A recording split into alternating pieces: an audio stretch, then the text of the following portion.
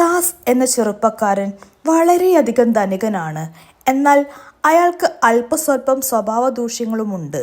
കൊടൈക്കനാലിലെ തൻ്റെ ബംഗ്ലാവിലേക്ക് ലൈംഗിക തൊഴിലാളിയായ ജയശ്രീ എന്ന യുവതിയെ കൊണ്ടുവരുന്ന ദാസിലൂടെയാണ് ചിത്രം ആരംഭിക്കുന്നത്.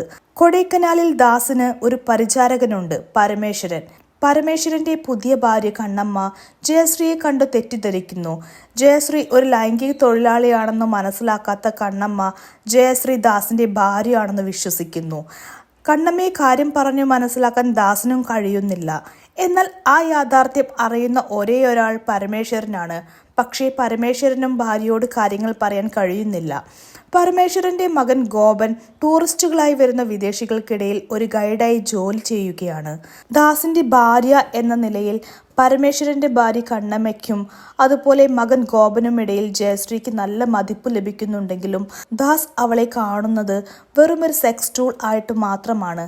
ദാസിന്റെ മരിച്ചുപോയ അച്ഛന്റെ കുടുംബ സുഹൃത്തായ പണിക്കരും കുടുംബവും ഒരിക്കൽ ദാസിന്റെ ബംഗ്ലാവിലേക്ക് അവിചാരിതമായി കടന്നു വരുന്നു. ജയശ്രീയെ കണ്ട് അവൾ ദാസിന്റെ ഭാര്യയാണെന്ന് തെറ്റിദ്ധരിക്കുന്നു.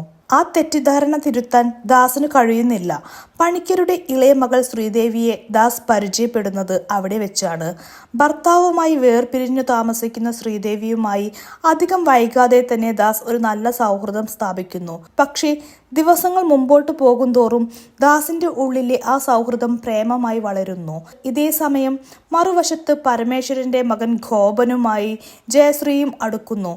ഒരിക്കൽ ജയശ്രീ ഗോപനോട് തന്നെക്കുറിച്ചുള്ള സത്യങ്ങൾ തുറന്നു പറയുന്നു. ജയശ്രീ ഒരു ലൈംഗിക തൊഴിലാളിയാണെന്ന് കേൾക്കുന്ന ഗോപന് ജയശ്രീയോട് തോന്നുന്നത് വെറുപ്പാണ്. അതേസമയം ദാസ് തന്റെ പരസ്ത്രീ ഗമനവും ജയശ്രീയെ താൻ പണം കൊടുത്തു വാങ്ങിയതാണെന്നും ശ്രീദേവിയോട് ഏറ്റുപറയുകയും അവളോട് വിവാഹാഭ്യർത്ഥന നടത്തുകയും ചെയ്യുന്നു. പക്ഷേ ശ്രീദേവിക്ക് ഇത് ഉൾക്കൊള്ളാനാവുന്നില്ല. ഇതിനിടയിൽ ദാസിന്റെ പെരുമാറ്റം കാരണം മുറിപ്പെടുന്ന ജയശ്രീക്ക് ദാസുമായുള്ള ഇടപാട് നിർത്തി വീട് വിട്ടു പോകേണ്ടി വരുന്നു.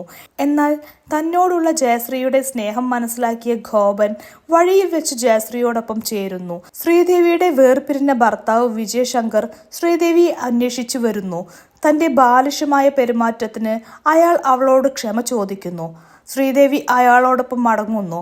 അവസാനം ദാസ് ഒറ്റയ്ക്ക് വണ്ടിയുമെടുത്ത് എങ്ങോട്ടെന്നില്ലാതെ യാത്ര തിരിക്കുന്നതോടെ തൃഷ്ണ എന്ന സിനിമ അവസാനിക്കുന്നു. JMG ആർട്സിന്റെ ബാനറിൽ MT വാസുദേവൻ നായർ കഥയും തിരക്കഥയും സംഭാഷണവും എഴുതി IV ശശി സംവിധാനം ചെയ്ത ചിത്രത്തിൽ മമ്മൂട്ടി, രതീഷ്, രാജലക്ഷ്മി, സ്വപ്ന, മല്ലിക എന്നിവരാണ് പ്രധാന കഥാപാത്രങ്ങളായി അഭിനയിച്ചിരിക്കുന്നത്. 1981 ഒക്ടോബർ 30 ഈ ചിത്രം തിയേറ്ററുകളിൽ റിലീസിന് എത്തിയിരിക്കുന്നത്.